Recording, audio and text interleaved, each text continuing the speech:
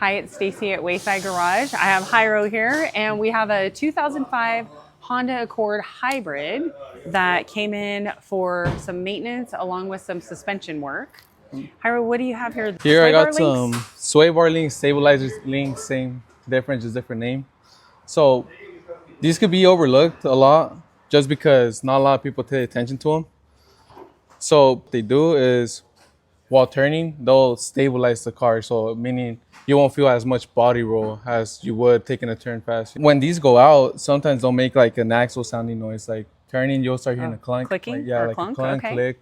Interesting. Yeah, if they're not blown out like these are, they'll usually feel way more body roll while you're turning. So for example, let's say you're turning right, you'll feel like the whole car turning towards like the left. So it's for stability. Yeah, exactly. Perfect. And that's a safety issue, is it not? Of course, yeah.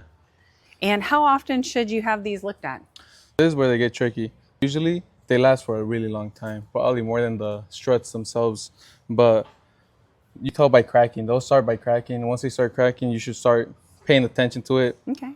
I'd say suggest it once you see a crack, just because it's so easy for them to just split open, just like these.